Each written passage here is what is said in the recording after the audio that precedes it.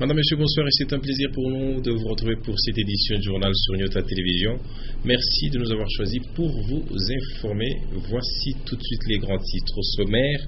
Présentation du projet de loi des finances exercice 2016 à l'Assemblée nationale. Matata Pogno a déclaré que ce projet de loi a été élaboré dans des conditions tout à fait particulières. Vous suivrez l'essentiel de l'intervention du Premier ministre à l'Assemblée nationale dès l'ouverture de cette édition du journal. Et puis, lancement de la saison culturelle 2016, le ministre de l'Agrippelle, Barthélémy Mumbagama, a procédé au lancement officiel à partir de la concession TFM. Ça s'est déroulé aujourd'hui. L'essentiel également de cette cérémonie, combien importante au cours de cette édition. Voilà pour les grands titres.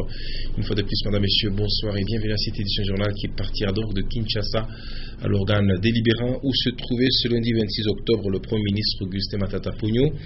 Et celui-ci est allé présenter le projet de loi des finances exercice 2016, je le disais en titre. Il a souligné que ce projet a été élaboré dans un contexte tout à fait difficile avec la baisse du cours des matières premières, le processus électoral ainsi que l'installation effective de nouvelles provinces. Pour réaliser toutes ces prévisions, le gouvernement provincial du Katanga, dont le gouvernement national, compte avec la mobilisation des recettes des régies financières, nous dit Edouard Kankou dans son reportage.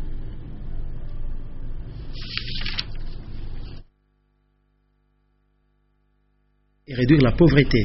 Cette déclaration est du Premier ministre à l'occasion de la présentation du projet de loi budgétaire 2016 à l'Assemblée nationale. Et pour y arriver, le gouvernement compte mobiliser les recettes générales des régies financières et lutter contre la fraude et l'évasion fiscale. Les recettes des comptes spéciaux se situent à 401,9 milliards de francs congolais contre 375,1 milliards de francs congolais en 2015, soit un taux d'accroissement de 7,2%, c'est rapporté uniquement au compte d'affectation spéciale répertorié à ce jour. Honorable Président de l'Assemblée nationale, honorables députés nationaux, la réalisation des recettes projetées dans ce projet de budget est tributaire des mesures fiscales et administratives alignées dans le présent projet de loi des finances et reprise notamment dans les documents numéro 1 qui vous est soumis. Dans la rubrique dépenses de cette loi des finances, le chef du gouvernement a fait allusion au financement du processus électoral et l'installation effective de nouvelles provinces, ce qui ne sera pas facile avec la baisse des cours des matières premières. S'agissant des financements des élections, il est prévu des ressources suffisantes dans le budget, évalué à 537,8 milliards de francs congolais, soit 500 milliards sur ressources propres et 37,8 milliards sur ressources extérieures. Les élus du peuple ont adressé leurs questions au chef du gouvernement. La plupart de leurs préoccupations sont allées dans le sens d'améliorer ce projet de loi des finances exercice 2016. Et on va à présent parler agriculture, et vous le savez peut-être, chaque année, à cette même période, a toujours été lancée la saison culturelle, et cette année, l'exercice 2016, cette cérémonie a eu lieu à partir des Tenkefungurumi Mining, et c'est le ministre provincial de l'Agrippelle, Barthélémy Mumbagama, qui a procédé au lancement officiel de cette saison culturelle 2016. Il s'agit également que l'entreprise TFM accorde une place de choix à l'agriculture à travers la province du Katanga, nous disent Rufin Kibambe et Etienne Ilunga dans ce reportage. L'amélioration de l'agriculture est l'un des piliers du développement économique de la concession de Tenkefungurumi Mining. Vendredi 23 octobre est intervenu le lancement officiel de la campagne agricole 2015-2016 sur toute l'étendue de la concession TFM. On prit part à cette cérémonie le ministre provincial de l'Agriculture, Pêche et Élevage, des chefs coutumiers de la concession TFM et des représentants des agriculteurs, premiers bénéficiaires. Occasion pour Frank Van de Wiel, général manager de TFM, de saluer l'impact positif du programme agricole de TFM. En fin de campagne, 3904 tonnes ont été produites, toutes spéculations confondues, avec une augmentation sensible du rendement moyen à l'hectare labouré.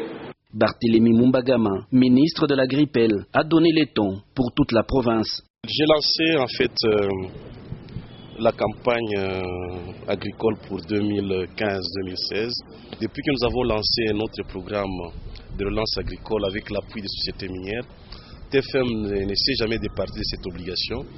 DTFM s'est toujours impliqué dans les soutiens aux agriculteurs. Les agriculteurs présents, qui bénéficient de l'appui de Tenke Fungurume Mining, trouvent ici des mots justes. Merci Kabambi. Merci à Tenke Fungurume Mining pour ces dépôts d'intrants qu'il vient de mettre à la disposition de nos agriculteurs, souligne cet homme. Magasin Yetu, dépôt 31. Pour faciliter davantage l'accès aux intrants agricoles, Tenke Fungurume Mining, en partenariat avec une entreprise spécialisée dans l'agriculture, a aménagé un dépôt de semences améliorées et engrais pour les agriculteurs de la concession. Toutes ces initiatives de Tenke Fungurume Mining visent à créer des opportunités pour les agriculteurs locaux et les aider à améliorer leur rendement. Et de TFM, on va se rendre à l'ISTEM où les cours se sont donnés déjà ce lundi 26 octobre 2015.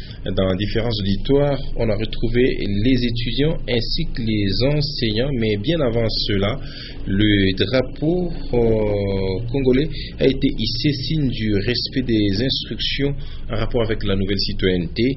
Le comité du DG d'intérim Kasongo Nkulu ainsi que les étudiants ont assisté à cette pratique du salut au drapeau. Antoine Roger Mbouy pour les détails. La rentrée académique 2015-2016 lancée le 15 octobre. Une réalité à l'ISTEM Lubumbashi. Outre les cours qui se donnent déjà, cette effectivité a été marquée ce lundi 26 octobre par le salut au drapeau. Le ton est donné à 7h30 par la garde de l'ISTEM Lubumbashi. Étudiants, corps enseignants et comité de gestion du professeur Alphonse Kasongo Nkulu Kimbalama assistent à la cérémonie relative.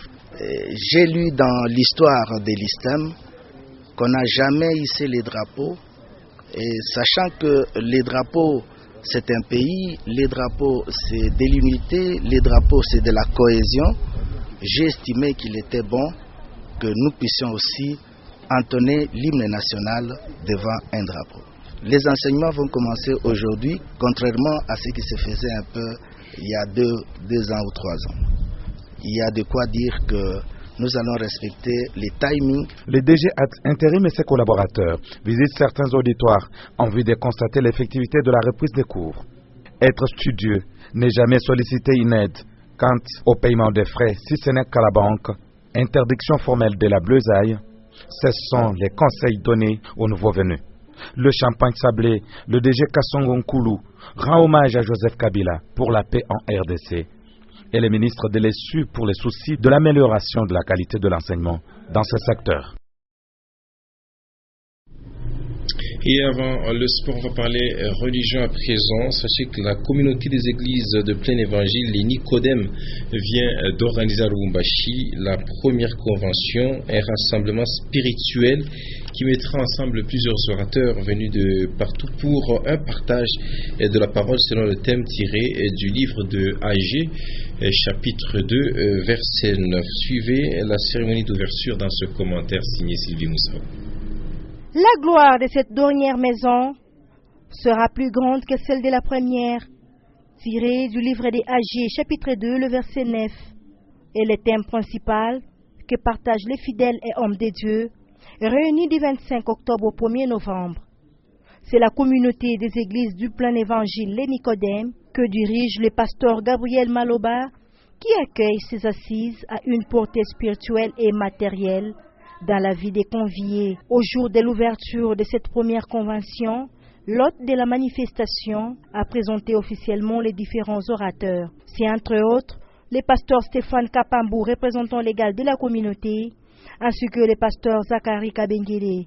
Selon l'hôte de ces assises, cette rencontre est une autre dimension dans le ministère. C'est une convention que nous commençons, que nous avons dénommée la grande saison de gloire. Pourquoi la grande saison de gloire? Parce que le Seigneur a décidé de faire de nouvelles choses dans notre vie.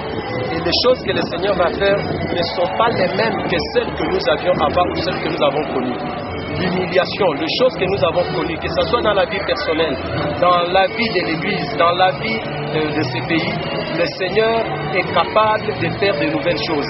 À cette occasion, les organisateurs ont fait appel aux ensembles musicaux suivants: Couple Tom Sumbouma, les Exilés des Sillons, les Bâtons d'Aaron, ainsi que les groupes Les Nicodèmes.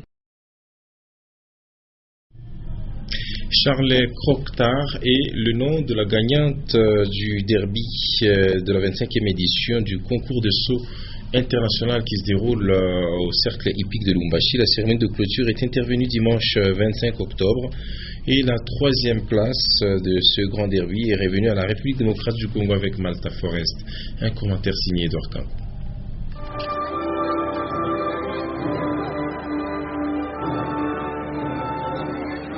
Le grand derby de la 25e édition du concours des sauts international a été remporté par la Zimbabwéenne Charlie Croquetard avec son cheval Valiant Prince, 38 secondes 32 tierces des chronos. Les cavaliers ont été soumis à l'épreuve d'1,30 m dénommée Maggie Forest. La 2e place est revenue à la République sud-africaine avec Colin, 38 secondes et 90 tierces, et son cheval Eva Leva. Quant à la République démocratique du Congo, elle a occupé la 3e place à ses concours Grand Derby avec Malta Forest, aidé par son cheval Candila. La remise des trophées a été faite par Georges Arthur Forest, président honoraire du cercle hippique de Lubumbashi, avant l'hymne national. Puis est intervenu le tour d'honneur des gagnants. Et bien avant, le petit derby avait eu lieu et il a été remporté par Malta Forest de la RDC avec son cheval Belmondo.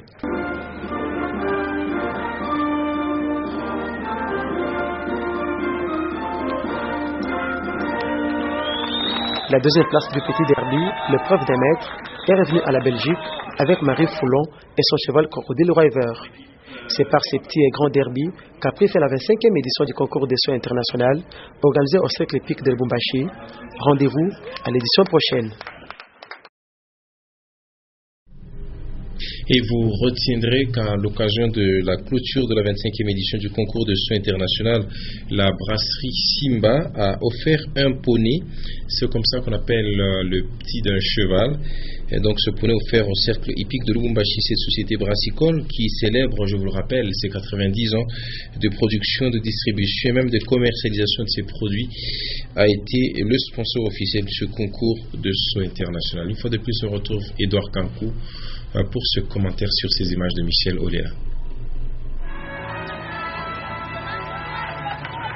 Juno, c'est le nom de ces poneys que la brasserie Simba, en sa qualité de sponsor officiel de la 25e édition du concours international des sauts, a offert au cercle hippique de Lubumbashi. Gilles Van der Weert, directeur de marketing à la Brassimba, a remercié le public et consommateurs des produits Brassimba pour leur fidélité, grâce à laquelle Brassimba maintient le cap de la première société brassicole de la province. Et cette année à nouveau, nous avons répondu favorablement à votre appel, tant en support logistique qu'en produits brassicoles.